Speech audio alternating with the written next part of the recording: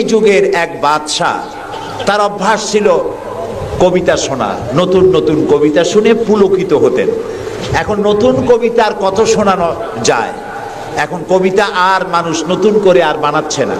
ফলে রাজা তার মন্ত্রীদেরকে ডেকে বলল যে বাজারে শোহরাত করে দাও, যে ব্যক্তি নতুন কবিতা রাজাকে শোনাতে পারবে তাকে 10 সহস্র মুদ্রা পুরস্কার দেওয়া হবে।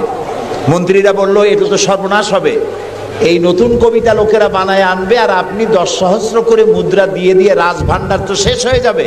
রাজা বলল না, আমার বুদ্ধি আমার কাছে, তোমরা শুধু এইভাবে ঘোষণাটা দিয়ে দাও আর 3টা লোক দাও আমাকে, একবার শুনলে মুখস্থ হয় এরকম একজন দাও, 2বার শুনলে মুখস্থ এরকম আরেকজন দাও, 3বার শুনলে মুখস্থ এরকম আরেকজন দাও। স্মৃতিশক্তি সম্পন্ন এরকম 3 জন লোক পাওয়া মোটেই কষ্ট হলো না। বাজারে শোহরাত করে দেওয়া হলো। নতুন নতুন নতুন নতুন কবিতা তৈরি করে কবিরা আসতে লাগলো। দিচ্ছে, আপনারা থামেন না, আমি তো বলে দিয়েছি। ফ্যান সরাই দেন পিছনের দিকে, পিছনে লাগাই দেন আমার পিছনে।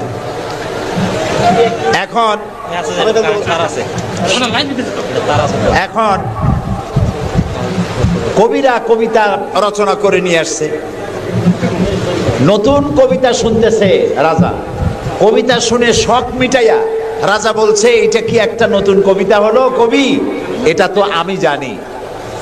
কবি কয়েছেন আপনি জানবেন কি করে? তো আমি তৈরি করেছি, কত হোমওয়ার্ক করে রাত জায়গা কষ্ট করে এটা তৈরি করেছি, আর আপনি বলছেন আমি জানি। বাদশাহ বলছে শুধু আমি না, তোমার বিশ্বাস হয় না? এই যে আমার পাশে যে সব পারিষদের লোকেরা যারা বসে আছে ওরাও জানে। কবি চ্যালেঞ্জ করলো, অসম্ভব। আমি সারা রাত জেগে জেগে কষ্ট করে রুদ্ধদ্বার কক্ষে বসে বসে কবিতা রচনা করেছি, কারো জানার কথা না। তোমার বিশ্বাস হয় না? ওই যে একবার শুনলে যার মুখস্থ হয় তার বললো তুমি শোনাও তো, সে দাঁড়ায় শোনাই দিল। 2বার শুনলে যার মুখস্থ হয় তার তো 2বার শোনা হয়ে গেছে, বললো তুমি শোনাও, সেও শোনাই দিল। 3বার শুনলে যার মুখস্থ হয় তার তো 3বার শোনা হয়েছে, বললো তুমি শোনাও তো, সেও শোনাই দিল। কবি বেচারা বেকুব হয়ে হেঁটে গেল। এরকম কবিদের কাছ থেকে নতুন নতুন কবিতা শুনে শখ মেটাতে মেটাতে এক চালাক কবি অবস্থাটা বুঝে ফেলেছে। সে বুঝে এক কবিতা তৈরি করে এনেছে, এনে বলছে জাহাপানা আমি এক কবিতা এনেছি। বললো না যে নতুন কবিতা এনেছি, কবিতা এনেছে। বাদশা বলল শোনাও। কবি কবিতা শোনালেন। তার কবিতার অর্থ ছিল এরকম যে, হে রাজা, আপনার পিতা আর আমার পিতার সাথে ছিল গভীর বন্ধুত্ব। এই বন্ধুত্বের সূত্র ধরে আপনার পিতা আমার পিতার কাছ থেকে 10 সহস্র রৌপ্য মুদ্রা ধার করেছিলেন। চুক্তিপত্রে লেখা ছিল আপনার পিতা আর আমার পিতা মরে যাওয়ার পর আপনি আপনার পিতার উত্তরাধিকার সূত্রে আমার পিতার কাছে দেনা হিসাবে 10 সহস্র রৌপ্য মুদ্রা আমাকে পরিশোধ করবেন। বাদশাহ শুনিয়া চিন্তা করলো, সর্বনাশ, আমি যদি বলি যেটা আমি জানি আর সাথের লোকেরাও জানে তাহলে তো সাক্ষী প্রমাণ হয়ে গেল, তাহলে তো 10 সহস্র মুদ্রা না রৌপ্য মুদ্রা দেওয়া লাগবে। কি সাংঘাতিক কথা! রাজা তখন বলল, কবি, এতদিনে নতুন একটা কবিতা তুমি আমারে শোনালে যা আমিও জানি না, আমার লোকেরাও জানে না। আমি এই গল্পটি আপনাদেরকে শোনালাম এজন্যে যে সেই যুগের লোকেরা যতটা পাগল, আহাম্মক, বেকুব আমরা মনে করি, এরকম বেকুব ছিল না, আহাম্মক ছিল না। তাদের শৌর্য ছিল, তারা স্বাধীন চেতা ছিল, বীরত্বগাথা ছিল তাদের।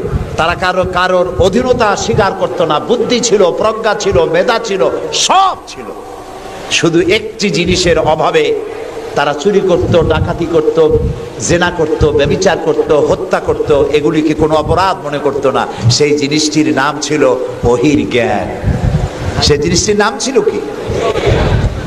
আল্লাহ রাব্বুল আলামিন সেই যুগে এই মানুষগুলির পরিবর্তনের জন্য, গোটা বিশ্বে শান্তি আনার জন্য, পৃথিবী যখন ধ্বংসের দ্বার প্রান্তে দাঁড়িয়েছে, রহমত ছাড়া পৃথিবীকে আর রক্ষা করা যাবে না, তখন আল্লাহ তাআলা রাসূলকে রহমত হিসাবে পাঠালেন। আল্লাহ তাআলা বলছেন, ওয়ামা আরসালনাকা ইল্লা রাহমাতাল লিল আলামিন।